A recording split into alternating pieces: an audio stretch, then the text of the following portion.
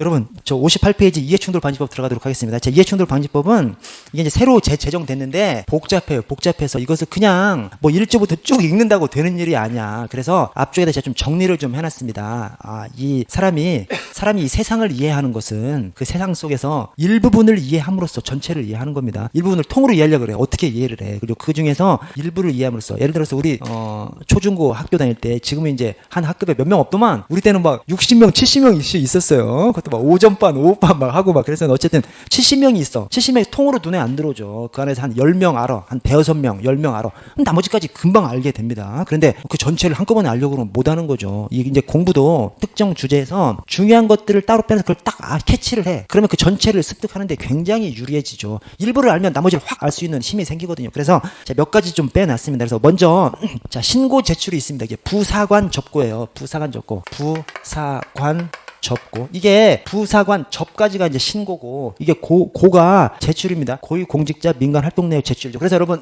부동산 보유매수 신고, 사적 이해관계자 신고, 그다음에 직무 관련자 거래 신고, 관련자하고 거래할 때는 신고하는 직무 관련자 거래 신고, 그다음에 퇴직자 사적 접촉 신고, 이 고가 고위공직자 민간활동 내역 제출이죠. 그래서 신고 제출입니다. 신고 제출인데 왜 이렇게 하느냐면 여러분 이 이해충돌 방지법에서 숫자가 두 가지가 나와요. 이제 하나는 신고 제출해서 숫자가 나옵니다. 그것이 14일 30일입니다. 그래서 이 신고 중에서 부사관이 14일 이내 신고고 신고 네 가지 중에서 부사관만 14일 내 신고입니다. 이 퇴직자 사적 접촉 신고는 없어. 근데 사실은 이 퇴직자 사적 접촉 신고도 대통령령 시행령으로 가면 이것도 14일 이내예요. 근데 법률에 없어 이게. 우리는 이제 법률만 알면 되니까 어쨌든 부사관이 14일 이내 신고입니다. 그 다음에 퇴직자 사적 접촉 신고는 대통령 가면 똑같이 14일 내 신고인데 법률에는 없어요. 규정이. 자, 고위공직자 민간활동 내역 제출은 30일 냅니다. 30일 이내 제출입니다. 그래서 여러분 생각하시기를 신고는 14일 내, 제출은 30일 내. 대신 그 신고가 부사관, 오케이? 부동산 보유매수 신고, 사적 이해관계자 신고, 그다음에 직무 관련자 거래 신고. 이 세 가지가 14일 내 신고고요. 제출은 딱 하나밖에 없습니다. 고위공직자 민간활동 내역 제출은 30일 내 제출입니다. 자, 숫자가 하나 나왔어요. 14일, 30일이 하나 나옵니다. 자, 또 하나가 2년, 3년이 이제 나와요. 야, 근데 이 이해충돌 방지법이 땡큐예요. 딱 규칙이 있어, 규칙이. 어떻게 했냐면 딱 고비 이것만 3년이고 나머지는 다 2년입니다. 다 2년. 그래서 이 고비가 뭐냐면 제가 적어놨습니다. 뭐 따로 저 지금 이 앞쪽이 없는데 군데 제가 적어놨습니다. 뭐냐면 여러분 이 고가 고위공직자 민간활동 내역 제출이거든요. 고위공직자 민간활동 내역을 제출함에 있어서 기준이 어떻게 돼? 임기 개시 전 3년 이내 사항만. 오케이? 고위공직자가 민간활동 내역 제출할 때 임기 개시 전 3년 이내 사항을 제출하게 돼 있습니다. 자, 고위공직자 여기 하나 나오고요. 그다음에 B가 직무상 비밀 정보 이용 금지. 이게 바로 이 이해충돌 방지법 제정한 목적입니다, 여러분. 이해충돌 방지법을 왜 제정했어? 저 LH 이 새끼들이 이쪽 가족분들이 또 계시면 안 되는데 우리 막 부동산 값이 막 천정집 막 뛰어가지고 미쳐버리는데 어떤 새끼들은 LH 근무한다고 외래강의 나가지고 막 1,000만 원, 1,500만 원 받고 지들 막 내부 정보 유해가지고 막 가족까지 전부 다 땅 사가지고 막 재벌돼 있고 이게 언론에 나오면서 막 공분을 일으켜서 이해충돌 방지법 제정한 겁니다. 그래서 이 B가 직무상 비밀 정보 이용 금지 조항이에요. 그래서 직무상 비밀 정보 LH 직원들이 막 자기들 부동산 개발 정보 이용해가지고 막 외래 강의 나가고 땅 사가지고 돈 벌고 이겁니다. 이것 때문에 이 이해충돌 방지법을 제정한 겁니다. 그래서 이 이해충돌 방지법에서는 엄청 중요한 것이 이 직무상 비밀 정보 이용 금지죠. 이게 3년입니다. 이 3년 이내가 뭐냐면 직무상 비밀정보 이용 금지가 재직자한테는 당연히 적용되는 것이죠. 근데 퇴직자한테까지 적용돼. 그 퇴직자가 언제까지? 퇴직 3년 이내까지. 오케이? 그래서 이 2년, 3년 사항이 많이 있는데 비만 3년이에요. 뭐냐면 여러분 어떤 규정에다 규정을 지으면서 어떤 사항들은 2년 이내, 어떤 사항들은 3년 이내 정한다면 3년 이내는 뭘 정하고 제가 그냥 빈말로 말씀드리는 것이 아니라 이게 2년, 3년이 뭐 제정하는 사람이 꼭 그렇게 하진 않았어. 그러나 우리는 그렇게 연상할 수 있다는 거죠. 우리는 2년이 있고 3년이 있는데 3년 되는 사항은 중요한 사항, 또 높은 거, 고위공직자 중요하다고 볼 수도 있고 높다고도 볼 수 있지 않습니까? 그래서 고비, 저 높은 거, 직무상 비밀정보 이용 금지, 중요한 거 이런 것들만 3년 이내로 해놓은 겁니다. 3년. 나머지는 다 2년이에요. 그래서 고위공직자 민간활동 내역 제출 임기 개시 전 3년 이내. 그다음에 B 직무상 비밀정보 이용 금지 재직자한테는 당연히 적용되고 퇴직 3년 이내. 그게 중요하니까 3년 이내로 해놓은 겁니다. 나머지는 다 2년 이내다. 그렇게 연상을 좀 해주시죠. 그래서 숫자가 2개 나오는 거 14일 내 신고 부사관, 그다음에 제출 30일 이내. 그다음에 이제 2년 3년 사항이 있는데 나머지는 싸그리 다 2년이고 높은 거, 중요한 거, 그 두 가지만 3년 이내로 해놨다. 그것이 바로 고비다. 고위 공직자 민간 활동 내역 제출, 임기 개시 전 3년 이내 사항을 제출하게끔 해놓고, 그 다음에 고피, 직무상 비밀 정보 이용 금지, 재직자한테는 당연히 적용되는 것이고, 퇴직자한테까지 적용되는데 그 퇴직자가 퇴직 3년 이내까지. 그래서 고비만 3년 이내다. 나머지는 다 그냥 2년 이내다. 이렇게 생각해 주시고, 그 다음에 자, 가족의 범위 제가 넣어놨어요. 이거 시험에 나와요. 나왔어. 시험에 벌써 나왔는데 여러분, 이것을 그냥 통으로 사진으로 찍듯이 숙지한다 못합니다. 여러분, 왜 못하는지 아세요? 막 비슷한 게 섞여 있으니까 못하는 거야. 어떤 상황이 막 확실히 다른 막 확 구분되는 것들이 섞여 있어. 그러면 구분되는 걸로 해서 구분을 할 수가 있는데, 막 비슷한 말이 섞여 있으니까 이게 구분이 안 돼요. 그래서 사진을 찍듯이 절대로 구분 못합니다. 그래서 제가 수험생이라면 그냥 몇 가지 특징 보고 넘어가는 거죠. 몇 가지 특징 보고 넘어가. 이 특징 아닌 것에 나와. 틀려주는 거지. 어떻게 하겠어요. 그래서 중요한 것만 캐치하고 넘어가는 겁니다. 그래서 일단 가사관수 부동산이에요. 가사관수 부동산. 가족 채용, 사적 이해관계자, 딱 그냥 떠올리기 쉽습니다. 그냥 가사관수 부동산. 자, 가사관수 부동산인데, 맨 위가 제일 넓어. 그렇죠? 맨 위가 제일 넓고 맨 밑이 가장 좁습니다. 맨 위가 제일 넓고 맨 밑이 가장 좁아. 그래서 위에서부터 넓게 가다가 밑으로 좁아지는 겁니다. 자, 그래서 가사가 제일 넓으니까 형제 자매가 들어가요. 오케이? 그게 일입니다. 여러분, 그 전에 맨 위에다가 직계, 혈족, 직계, 존비속, 이건 하나 좀 적어 주십시오. 직계혈족, 직계존비속 완전히 똑같은 말이거든요. 이게 직계혈족, 직계존비속 완전히 똑같은 말. 여기 섞여 있습니다. 왜 섞여 있냐면, 여기에서 이해충돌 방지법에서 그대로 그냥 서술하고 있는 것이 있고, 여기에서 민법을 원용하고 있는 것이 있어요. 그러니까 여기서 직접 서술하는 것하고 민법을 원용하면 민법에 가는 것하고 이제 표현이 좀 달라서 그래요. 그래서 막 섞여 있는데, 직계혈족하고 직계존비속 완전히 똑같은 말입니다. 이것은 상단에다 좀 하나 적어 주시고요. 적어놨네. 죄송합니다. 상단에 적어놨는데, 저 직계혈족, 직계존비속을 전제로 해서 자, 1번. 가사가 제일 넓으니까 거기에 형제 자매가 들어갑니다. 오케이? 이게 여러분, 그러니까 가사 관수 부동산인데, 관수 부동산에 형제 자매가 들어가면 무조건 틀린 지문인 것이죠. 관수 부동산, 거기에서 가족의 범위에 형제 자매가 들어가면 무조건 틀린 거예요. 오케이? 가사 관수 부동산, 가사가 제일 넓으니까 형제 자매가 들어가는 거예요. 오케이? 형제 자매가 다른 데에 들어간다면 무조건 틀립니다. 자, 두 번째 칸으로 오면 생계를 같이 하는 배우자의 직계 존비속이라고 그렇게 해놨습니다. 지금 생계를 같이 하는 게 배우자가 생계를 같이 하는 거예요? 아니면 직계 존비속이 생계를 같이 하는 거예요? 예, 배우자의 직계 존비속이 생계를 같이 하는 겁니다. 지금. 오케이? 그래서 배우자의 직계 존비속을 가로를 이렇게 딱 쳐놔주세요. 가로를. 이게 그러니까 생계를 같이 하는 배우자의 직계 존비속이 아니라 생계를 같이 하는 배우자의 직계 존비속인 것이죠. 오케이? 배우자의 직계 존비속이 누구요? 장인, 장모 등, 장인, 장모 등은 생계를 같이 해야 돼. 근데 이것이 첫 번째 칸도 그렇고 세 번째 칸도 그렇고 다 똑같아요. 전체에 배우자의 직계 존비속은 생계를 무조건 같이 해야 돼. 오케이? 그래서 배우자의 직계 존비속인데 생계를 같이 하는 게 없어. 무조건 틀린 지문입니다. 오케이? 예. 자, 그 다음에 밑으로 오면 범위가 줄어들잖아요. 맨 밑에 가사, 관수, 부동산에서는 배우자 빼놓고는 다 생계를 같이 해야 돼. 오케이? 끝. 하나만 더 보자면 배우자의 직계 존비속은 무조건 생계를 같이 해야 되지 않습니까? 그냥 직계 존비속은 맨 밑에 부동산 보유 매수 신고는 무조건 생계를 같이 해야 되잖아요. 그냥 직계 존비속은, 나의 직계 존비속은 맨 마지막에서만 생계를 같이 해야 되는 거죠. 나머지는 그냥 직계 존비속이에요. 오케이? 예. 하나 더 하자면 여기까지. 이렇게만 보시고 그냥 넘어가시면 됩니다. 이 가족의 범위를 막 머리 에워싸, 이것만 가지고 머리 터지죠. 이것만 가지고도 머리 터지는데, 이 전체를 그냥 숙지하려고 그러면 숙지가 안 된다니까. 숙지가 안 되기 때문에 이렇게 딱 특징을 보시고 그냥 넘어가는 겁니다. 그래서 제가 다시 한번 말씀드리면, 이 가족의 범위가 가사, 관수, 부동산으로 갈수록 좁아져요. 왜 그래? 여러분, 부동산 보유매수 신고는, 아니 같이 살아야, 내 아버지가 됐건 누가 됐건 같이 살아야 그 사람은 부동산 보유매수 하는지 알지. 같이 안 살면 어떻게 알아. 그렇죠? 그래서 부동산 보유매수 신고는 굉장히 가족의 범위를 좁게 해놓은 겁니다. 그래서 가사, 관수, 부동산 밑으로 갈수록 가족의 범위가 좁아들어요. 그래서 가족의 범위가 제일 넓은 가사, 여기에만 형제 자매가 들어갑니다. 나머지 관수, 부동산에서 형제 자매 들어가면 무조건 틀린 지문이 되는 것이죠. 자, 그리고 두 번째, 배우자의 직계 존비속은 무조건 생계를 같이 해야만 가족에 들어가요. 장인, 장모 같이 살아야 신고 대상이 되는 거지. 같이 살지 않는데 어쩌라고 그러죠. 그래서 배우자의 직계 존비속은 배우자의 직계 존비속, 배우자의 직계 혈족 다 생계를 같이 하는 데 들어가. 생계를 같이 하는 데 빠지면 무조건 틀린 지문입니다. 그냥 나의 직계존비속은 부동 맨 끝에서만 생계를 같이 하는 게 들어가야 되고 나머지는 그냥 생계를 같이 않느냐 안 들어가도 나의 직계존비속은 그냥 가족에 들어갑니다. 맨 밑에 부동산 보험에서 신고는 배우자만 빼놓고는 배우자는 어차피 그냥 같이 사는 거니까 나머지가 다 생계를 같이 하는 게 무조건 들어가야 돼요. 생계를 같이 하는 게 빠지면 이제 틀린 지문이 되는 것이죠.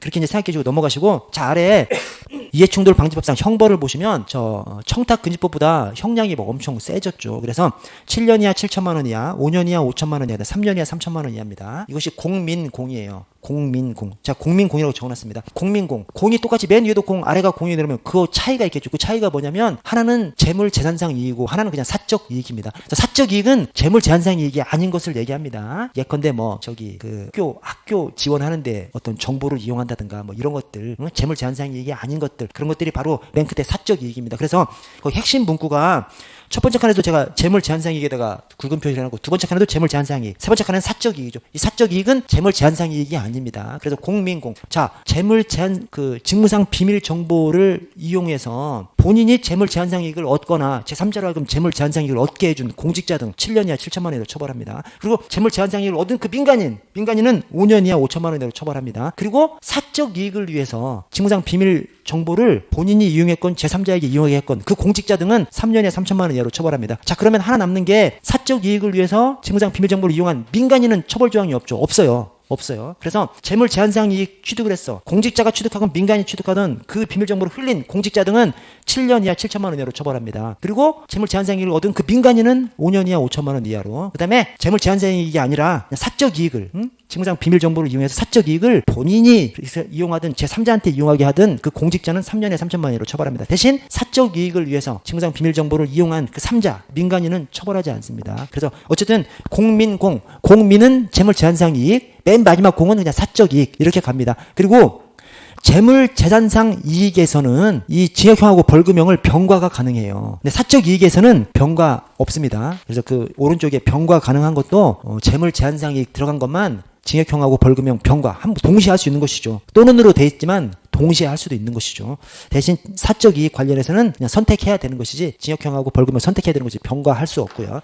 자, 오른쪽으로 와서 과태료가 가수 신사회 접고입니다. 가수 신사회 접고. 오케이? 그래서 여기 왼쪽에 가족할 때 가사 관수 부동산이잖아요. 가족할 때 가사 관수 부동산. 근데 과태료 할 때는 가수 신사회 접고. 괜찮습니다, 여러분. 처음에 조금 헷갈리지 여러 번 보시다 보면 숙지할 수 있습니다. 그리고 가수 신사회 접고 3천만 원 이하, 2천만 원 이하, 1천만 원 이하거든요. 가수가 돈 많으니까 좀 많이 내게 하는 거지. 그렇죠? 가수 신사회 접고. 그리고 이 중에서 뭐만 기억하면 돼? 아니, 가수 신사회 접고 여기는 그렇게 외워도 저도 가수 그다음에 신사회 접고. 가수는 알아. 신사회 몰라. 접고는 알아. 왜냐? 세 개 중에 두 개만 알면 나머지는 다 아는 거죠. 글죠. 그래서 가수 신사회, 가수 가족 채용 수의계약이에요. 딱 떠올라 그냥. 가수 가족 채용 수의계약 위반하면 3천만 원 이하 과태료. 그다음에 신사회 몰라. 접고 퇴직자 사적 접촉 미신고. 접촉 미신고죠. 접촉 미신고. 그다음에 고위공직자 민간 활동 내용 미제출. 오케이? 그래서 가수 신사회 접고, 가수 가족 채용 수의계약, 신사회 몰라, 접고 퇴직자 사적 접촉 미신고, 고위공직자 민간 활동 내용 미제출 1천만 원 이하.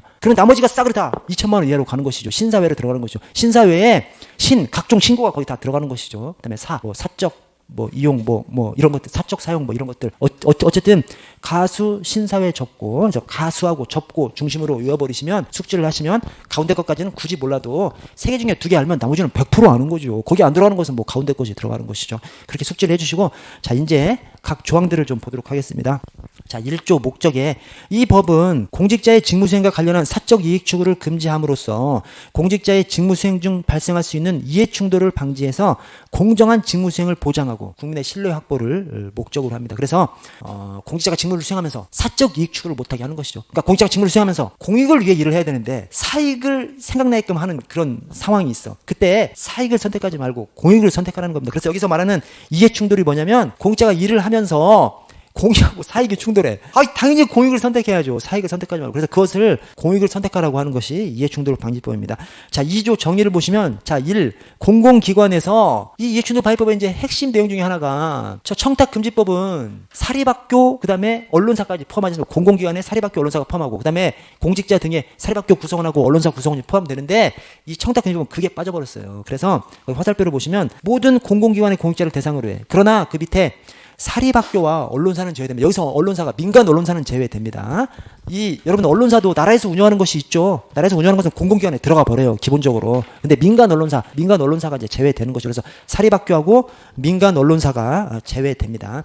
자, 3호에 고위공직자란 목에 경찰에서는 치안감 이상 또는 시도청장입니다. 그래서 시도청장이 대부분 다 치안감 이상인데 저 세종청장이 경무관이 하거든요. 그래서 세종청장은 치안감 이상이 아니지만 역시 고위공직자에 들어가는 것이죠. 시도청장이니까. 그래서 치안감 이상 또는 시도청장. 자, 다음 페이지를 가보시면 자, 이해충돌이란 공직자가 직무를 수행할 때 자신의 사적 관계가 관련돼서 공정하고 청렴한 직무 수행이 저해되거나 저해될 우려가 있는 사항입니다. 즉 이해충돌은 사익과 공익이 충돌되는 상황이죠. 그래서 공무원이 직무를 하면서 이렇게 하면 직무를 수행하면서 A, B 두 가지 방법이 있어. A라는 방법으로 하면 공익은 달성할 수 있는데 내 이익이 침해돼. B라는 수단을 쓰면 내 이익은 달성할 수 있고 공익이 조금 저하돼. 이때 뭘 선택해? 당연히 A를 선택해야지. 자기 이익이 선택하면 안 되고 공익을 선택해야 되는 것이죠. 그렇게 하라는 것이 그 상황이 이해충돌 상황이고 그 이해충돌 상황에서 사익을 선택하지 말고 공익을 선택하라고 하는 것이 이해충돌 방지법입니다.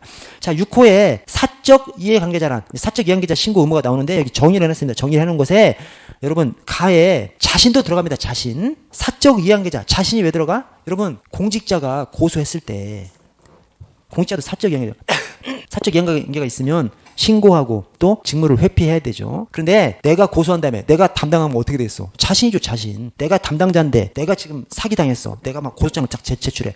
내가 일부러 딱 나한테 접수했을 수도 있고 또 아니 그냥 내가 강동경찰서 직원인데 강동경찰서 민원실에다가 공직자도 이 사기를 당하면 사기 고소할 수 있잖아요. 내가 사기 피해를 당했어. 사기 고소장 써가지고 강동경찰서 내가 수사관인데 강동경찰서 민원실에다 접수했어. 순번에 따라서 막 접수하다 보니까 나한테 배당이 됐어. 내가 그냥 가만히 내가 담당을 해? 말도 안 되잖아요. 이런 때는 신고하고 회피해야 되는 것이죠. 그렇죠? 그래서 여기 사적 이해관계자의 자신도 들어가는 겁니다. 내가 고소했는데 나한테 사건 배당됐어. 이런 경우인 것이죠. 자, 라에 공직자로 채용 임용되기 전 2년 이내에 자신이 재직했던 법인 단체. 마에 공직자로 채용 임용되기 전 2년 내에 공직자 자신이 대리하거나 고문, 장원 등을 제외했던 개인이나 법인 단체. 복잡하게 나오죠. 근데 필요 없지. 우리는 왜 고비만 3년이니까 나머지는 다 2년이죠. 오케이? 나머지는 다 2년인 겁니다. 그냥 이 밑에다 써놨어야 되는데 고비를 안 써놨네. 어쨌든 고비만 3년이니까 나머지는 다 2년입니다. 그래서 그냥 가볍게 보고 넘어가시면 됩니다. 자, 바에 공직자 자신 또는 그 가족이 대통령령으로 정하는 일정 비율 이상의 주식, 지분, 자본금 등을 소유하고 있는 그 법인 또는 단체가 내 직무 관련해서 나한테 접수가 됐어. 그러면 이제 이 사적 이해관계자가 되는 것이죠. 자, 그 기준이 대통령령으로 가면 주식이 있고 지분이 있고 자본금이 있습니다. 주식하고 지분이 다르니까 별도로 해놨겠죠. 그러나 우린 몰라. 주식이 뭔지 지분이 뭔지 비슷한 걸로 알고 있죠. 주식이 지분이고 지분이 주식이지 뭐. 그래서 똑같이 생각하면 되면 똑같이 생각하셔서 주식은 꼭 절반 이상 가지고 있지 않아도 그 회사를 지배하는 거지 않습니까? 이건 이재용은 뭐 몇 프로야? 하여튼 10%도 안 되게끔 하면서 다 삼성전자를 지배하고 있지 않습니까? 그래서 주식 지분은 30%, 100분의 30 이상. 그러나 자본금은 자기가 50% 이상 투자했어야 그 회사 주인이라고 할 수 있는 거죠. 그래서 주식 지분은 30% 이상, 자본금은 50% 이상. 오케이? 그렇게 그냥 숙지해 주세요. 그래서 주식은 지분이랑 똑같은 거라고 생각하시고 주식 지분은 100분의 30 이상, 자본금은 100분의 50 이상. 그렇게 한 법인 단체가 내 관련된 사건으로 왔어. 그러면 이제 사적 이해관계자가 돼버리는 것이죠. 자, 4에 최근 2년 이내 퇴직한 공직자로서 퇴직일 전 2년 이내에 5조 1항이 이제 사적 이해관계자 관련 직무고요. 사적 이해관계자 신고 직무고요. 그래서 5조 1항 각 호의 어느 안에 해당하는 직무를 수행하는 공직자와 맨 끝에 같이 근무했던 사람. 말도 엄청 복잡해. 그죠? 말도 엄청 복잡하지만 대충 보고 넘어가면 됩니다. 왜냐? 고비만 3년이니까 고비가 아니니까 무조건 2년이지. 여기서 틀린 지분을 만들 데가 어디 있어? 2년 내 이거밖에 없지. 그죠? 이걸 3년으로 하든 그런 거 아닙니까? 근데 고비가 3년이니까 이거 그냥 2년인 거예요. 고비가 아니니까. 그렇게 생각하면서 그냥 가볍게 읽고 넘어가시면 되겠습니다. 자, 5조 사적 이해관계자 신고 및 회피 규정을 보시면 다음 각호 어느 안에 해당하는 직무를 수행하는 공직자는 직무 관련자. 근데 직무 관련자의 대리인도 포함합니다. 그래서 직무 관련자는 고소인, 피고소인을 말하는 것이고 직무 관련자의 대리인은 고소인, 피고소인의 변호사를 얘기하면 딱 맞는 거죠. 그죠? 근데 아니 고소인이 내 형이야. 당연히 사적 이해관계자죠. 그런데 고소인의 변호사가 내 형이야. 당연히 사적 이해관계자죠. 그죠? 그래서 고소인의 대리인도 이 직무 관련자의 대리인까지 포함됩니다. 그래서 고소인이 내 사적 이해관계자건 고소인의 대리인인 변호사가 내 사적 이해관계자건 다 사적 이해관계자에 포함되는 것이고 자, 사적 이해관계자임을 안 경우 안 날로부터 14일 이내에 소속 기관장에게 서면으로 신고하고 회피를 신청해야 합니다. 14일 내. 왜? 아까 부사관의 사적 이행계좌 신고예요. 그래서 부사관 14일 내 신고. 그다음에 제출은 30일 내 제출. 오케이? 14일 내 신고. 14일 내 신고. 자, 오른쪽으로 와서 6조를 보시면요. 6조. 자, 공공기관 직무 관련 부동산 보유 매수 신고. 이게 1항하고 2항하고 구분이 되어 있습니다. 1항은 부동산을 직접적으로 취급하는 공공기관이고 2항은 그 외의 공공기관입니다. 오케이? 1항은 부동산을 직접적으로 취급하는 공공기관, 2항은 그 외의 공공기관. 그래서 자, 1항 부동산을 직접적으로 취급하는 공공기관의 공직자는 끝에 소속 공공기관의 업무와 관련된 부동산을 보유하고 있거나 매수하는 경우 소속 기관장에게 그 사실을 서면으로 신고해야 됩니다. 그래서 1항은 부동산을 직접적으로 취급해야 하기 때문에 1항에 관련된 기관이 화살표 첫 번째 이 공공기관의 한국토지주택공사, 이 LH 그다음에 새만금 개발공사 딱 이렇게 그냥 부동산 아주 직접적으로 다루는 기관만 여기에 들어가는 것이고요. 두 번째 화살표에 해당 기관에서 부동산 업무를 담당하지 않는 공직자를 포함한 모든 직원에게 부동산 보유매수 신고 의무가 들어갑니다. 이 부동산을 직접적으로 다루고 있어. 그러면 소속 모든 공무원이 관련된 부동산 보유 매수 할 때 다 신고 의무가 들어갑니다. 자, 2항 이제 그 외의 공공기관, 부동산을 직접적으로 다루지 않는 공공기관이죠. 부동산을 직접적으로 다루지 않는 공공기관의 공직자는 소속 공공기관이 택지개발 지구 지정 등 부동산 개발 업무를 하는 경우에만, 그때 역시 맨 끝에 부동산을 보유하고 있거나 매수하는 경우 신고해야 됩니다. 이때도 모든 해당 기관 소속 공직자입니다. 3항. 자, 부동산을 여러분 제가 좀 하나 정정할게요. 저 1항은 모든 공직자고 해당 기관 모든 공직자고 2항은 모든 공직자가 아니라 이제 정한 공직자 등입니다. 근데 그거는 여기다 제가 좀 빼놨어요. 다음 각호가 이제 들어가는데 제가 빼놨습니다. 그래서 1항은 부동산을 직접적으로 취급하는 공공기관은 부동산을 직접적으로 취급하는 공공기관에 근무하는 모든 구성원이 부동산 보유매수 신고 의무가 주어지는 것이고 2항에 그 외의 기관, 직접적으로 부동산을 다루지 않는 기관은 그 기관에서 택지개발 지구 지정 등 하는 이런 부동산 개발 업무만 하는 경우, 그리고 그 대상자들은 일정하게 정해진 사람만 죄송합니다. 제가 좀 잘못 말씀드렸습니다. 자, 3항을 보시면 자, 이때 부동산 보유한 사실을 알게 된 날로부터 14일 이내에, 그다음에 매수 등기를 완료한 날부터 14일 이내입니다. 그래서 아까 부사관 신고는 14일 이내. 그래서 그 부사관의 부동산 보유매수 신고 14일 이내, 제출은 30일 이내. 신고는 14일 내, 제출은 30일 이내. 자, 8조. 고위공직자 민간부문 업무활동 내역 제출 및 공개. 자, 고위공직자는 그 직위에 임용되거나 임기를 개시하기 전 3년 이내에 민간 부문에서 업무 활동을 한 경우 그 활동 내역을 그 직위에 임용되거나 임기를 개시한 날부터 30일 이내 제출해야 됩니다. 여기 숫자가 2개 들어가죠. 그래서 하나는 2년이냐 3년이냐. 3년. 고오피 3년. 고위공직자 민간활동 내역 제출을 얘기하기 때문에 임기 개시 전 3년 이내. 오케이? 고위공직자 민간활동 내역 제출. 임기 개시 3년 이내. 그 다음에 그 제출 그 자체는 신고는 14일 내, 제출은 30일 내. 제출은 딱 이거 하나입니다. 고위공직자 민간활동 내 제출. 신고는 14일 내, 제출은 30일 내, 30일 이내고요. 자, 그 밑에 화살표에다 제가 적어놨죠. 고오피 3년 이내. 고위공직자 민간활동 내역 제출. 임기 개시 전 3년 이내의 사항을. 그 다음에 직무상 비밀 정보 이용 금지. 표직자도 3년 이내. 표직자도 거기 적용됩니다. 그리고 2항의 업무활동 내역. 이 고위공직자 민간활동 내역 제출해서 그 활동 내역이라는 것이 자, 1호에 재직했던 법인 단체 등과 그 업무 내용. 자, 3호에 관리 운영했던 사업 또는 영리 행위의 내용입니다. 영리 행위의 내용만 제출하시면 돼요. 비영리 행위는 제출 대상이 아닙니다. 그래서 그 밑에 화살표에 정부, 지자체, 국공립학교, 공공기관, 공직유관단체에서 활동은 민간 분야 업무활동 내역에 해당하지 않기 때문에 제출하지 않아도 됩니다. 이것은 제출 대상이 아닙니다. 이것은 왜냐? 영리활동, 영리행위 내용만 제출하면 되기 때문에 이런 비영리 활동은 제출하지 않아도 됩니다. 월급을 받았어도 이 공공기관에서 근무한 것은 영리활동으로 보지 않아서 제출 대상에서 제외됩니다.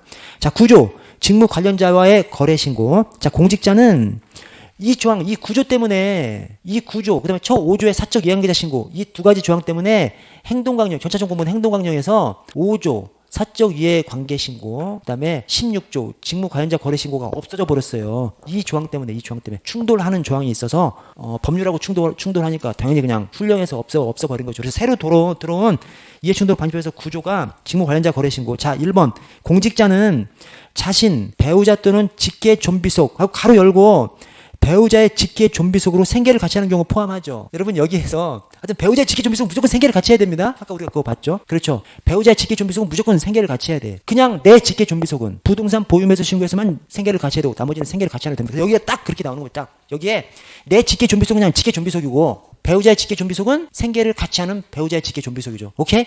우리가 아까 가족관계 봤던 그 상황입니다. 그래서 처음에는 앞에 있는 이 가르마를 탄 거 그걸 숙지해. 그러면서 내용을 보면서 하나씩 좀 떠올리셔야 되죠. 그래서 그것이 처음에는 잘 안 떠오르시죠. 그러다 이제 자꾸 반복하시다 보면 앞에 것들이 떠오르면서 연계가 되면서 전체가 이제 더 숙지가 되는 겁니다. 그래서 그렇게 숙지를 해주시고, 자, 공직자는 자신, 배우자 또는 직계존비속, 배우자의 직계존비속으로 생계를 같이 하는 경우 포함하고요. 자, 또는 특수관계 사업자가, 그 아래줄이죠. 특수관계 사업자가 공직자 자신의 직무 관련자와 직무 관련자와 다음 각호의 어느 안에 해당하는 행위를 한다는 것을 사전에 안 경우에는 안 날로부터 14일 이내 소속 기관장에게 그 사실을 서면으로 신고해야 됩니다. 그래서 부사관의 관이 직무 관련자 거래 신고거든요. 관련자와 거래하는 거 신고. 그래서 그것이 다 부사관 14일 이내 신고. 그래서 여기 14일 이내 신고고요.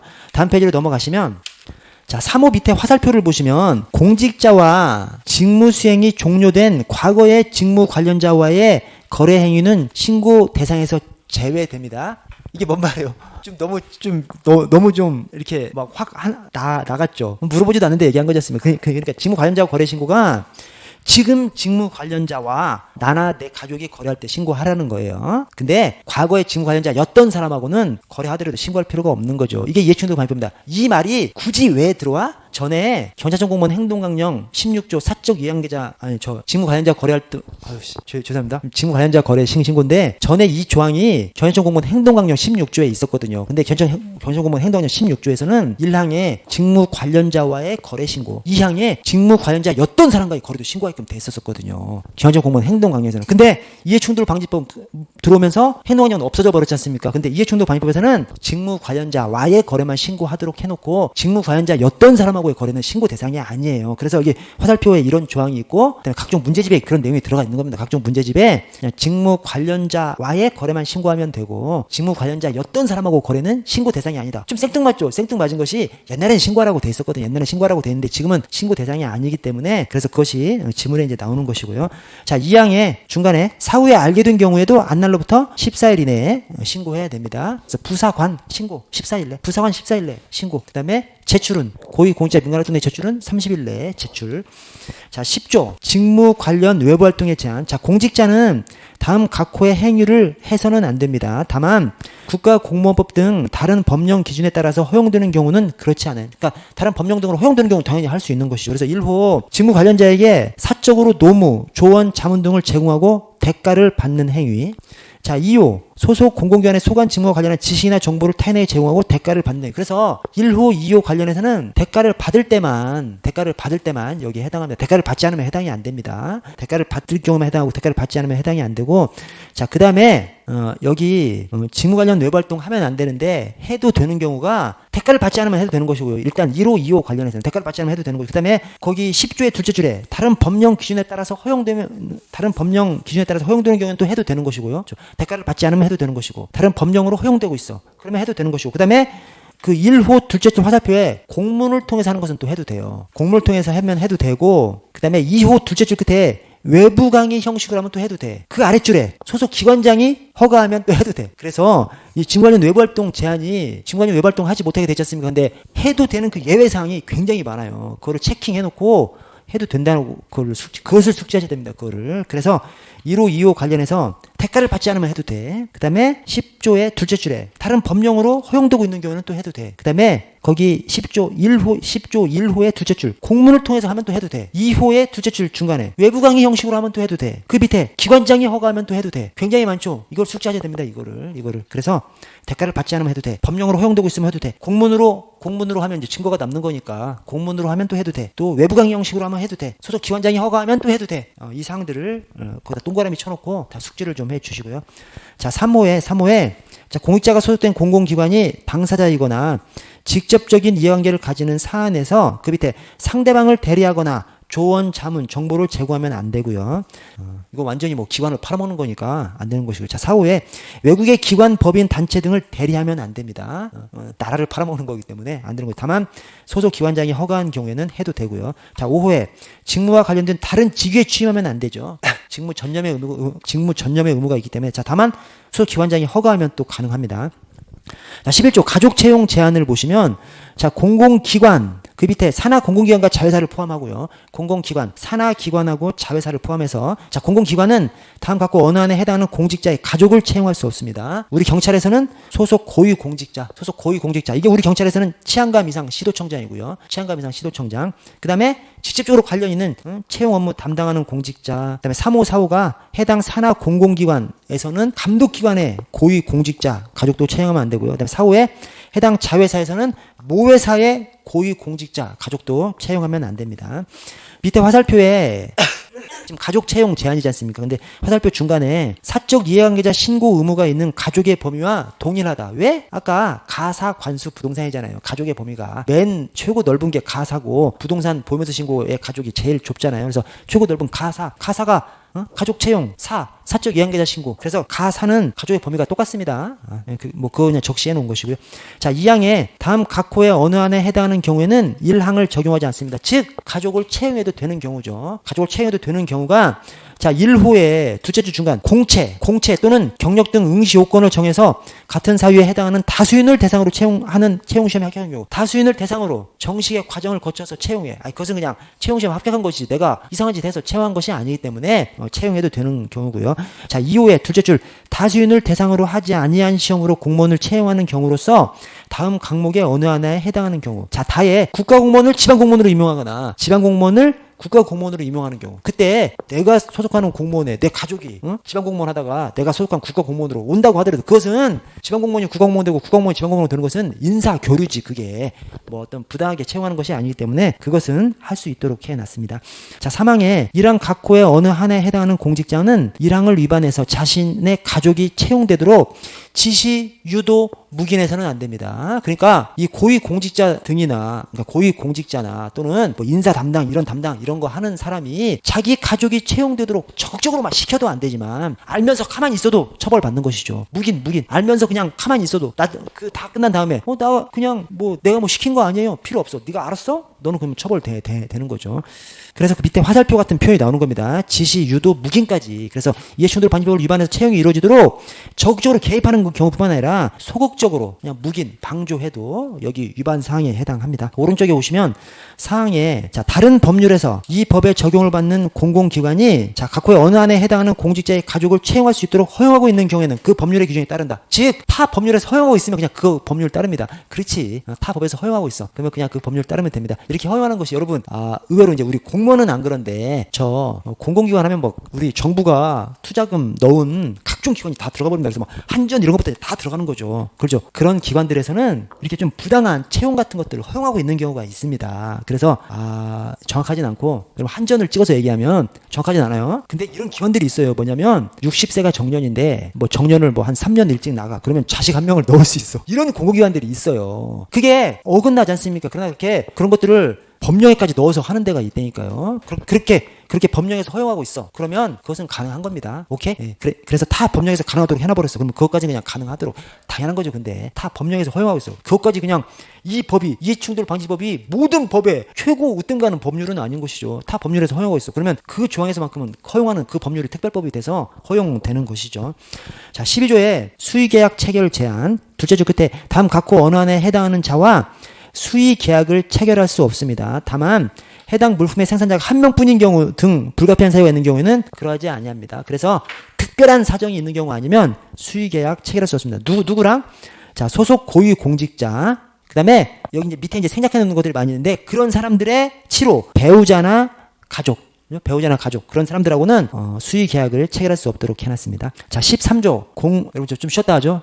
저 5분에 시작하겠습니다. 5분에.